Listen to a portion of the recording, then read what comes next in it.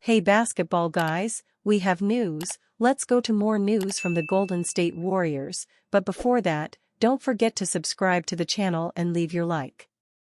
The Warriors had won several consecutive games and fans were surprised by their record of 3 consecutive defeats.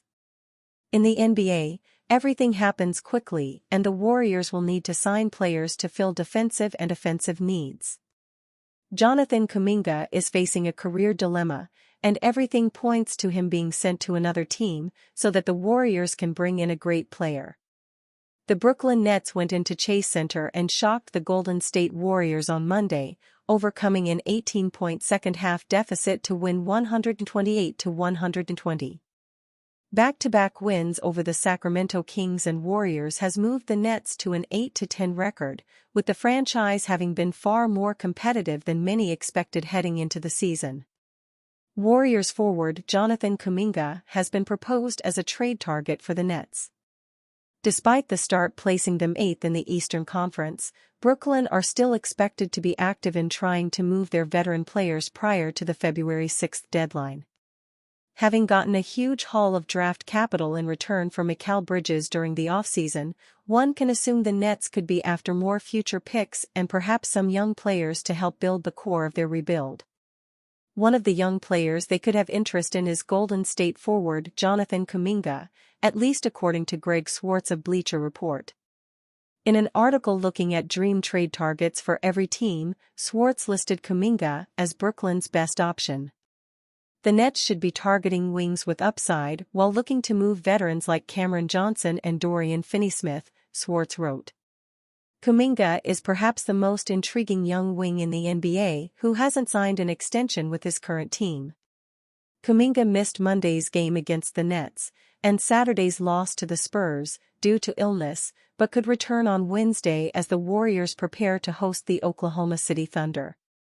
Golden State have certainly missed Kuminga's scoring punch off the bench over the past 2 games, with the 22-year-old currently averaging 13.3 points, 4.3 rebounds and 1.9 assists per game. However, Kuminga's contract and role uncertainty leaves him as a potential trade candidate ahead of the deadline, particularly if the Warriors don't see themselves paying the $25 or $30 million per year it may take to re-sign him in restricted free agency. If the Nets do show interest as Swartz proposes, that could open up a myriad of options from a trade perspective.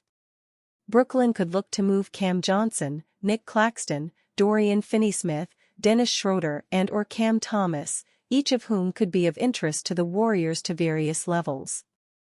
Kuminga appears to a big player to watch for Golden State over the coming weeks ahead of the deadline, while the front office is also likely to be active in trying to move De'Anthony Melton and his $12.8 million contract after a devastating season-ending knee injury.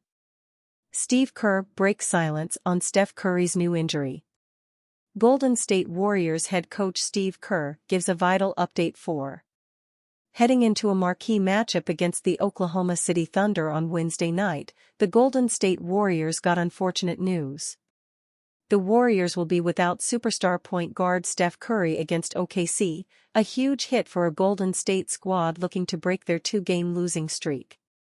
The Warriors and Thunder already met once this season, as Golden State picked up an 11-point road win led by Curry with 36 points on 7-13 shooting from deep. Curry has had a productive season shooting 44.4% from three-point range and averaging 22.4 points per game, but the Warriors have proven they are able to win without their star guard.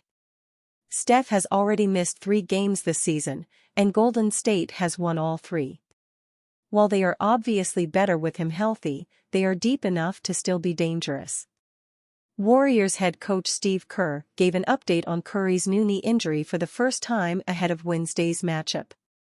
He's been banged up the last week as his knees have been bothering him, Kerr said regarding his star point guard. Hopefully, Curry missing Wednesday's game gives Steph the time he needs the next couple of days to get ready for our road trip. I do think he'll be ready for Saturday.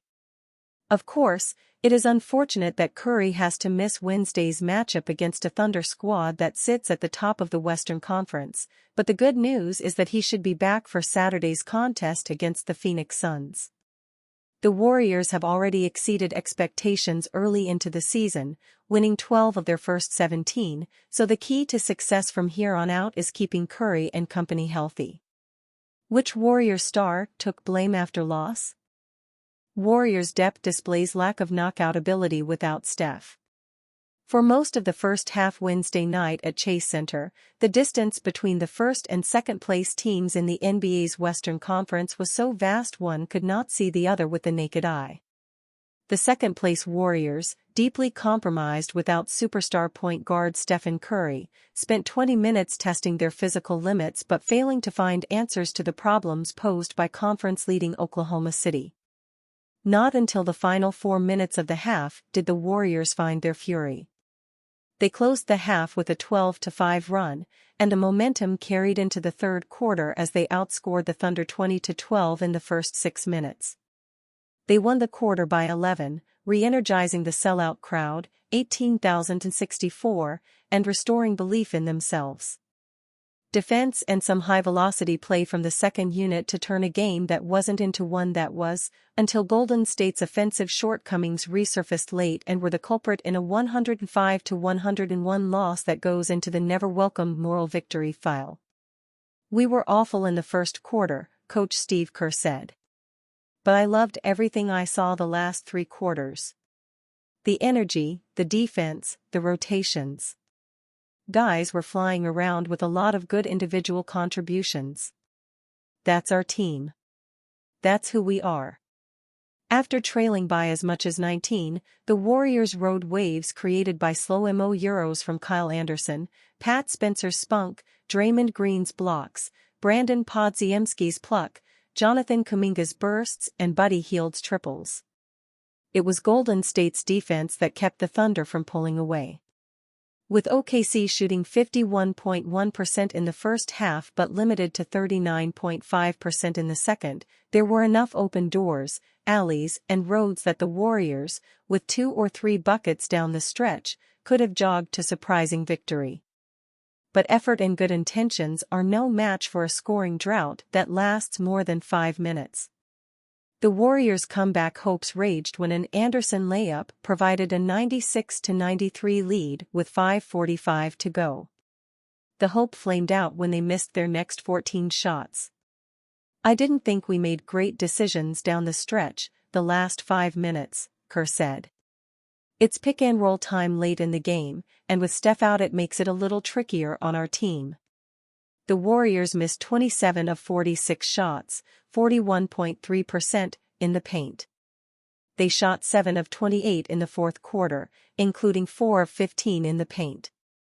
For a team so reliant on its depth, which is, on paper, a tangible asset, the Warriors looked remarkably unimposing without Curry available to expand offensive possibilities. Andrew Wiggins and Kuminga tried to fill the late-game scoring void but shot a combined 1 of 8 in the fourth quarter. Only Anderson, with 8 points on 3 of 4 shooting, was able to muster some effective offense. The result was a succession of empty possessions, with Green pointing the finger at himself for the offense grinding to a halt. Which is valiant but not altogether accurate. "Just got to settle down and make sure we get into something," Green said. "Get into some sets. We were a bit scattered, and that's on me.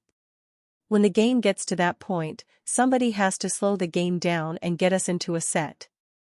I'm the veteran out there. I'm the one with the most experience out there.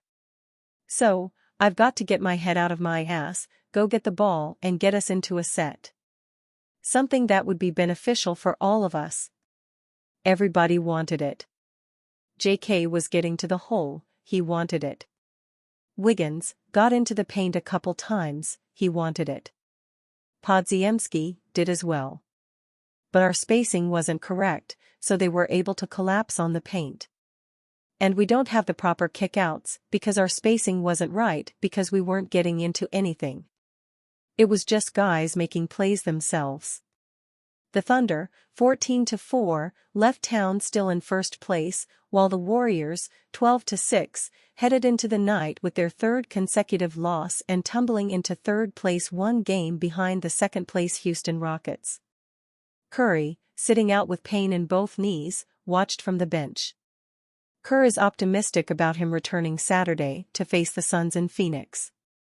But on this night, the absence of the NBA's reigning clutch player of the year was too much for Golden State's offense to overcome.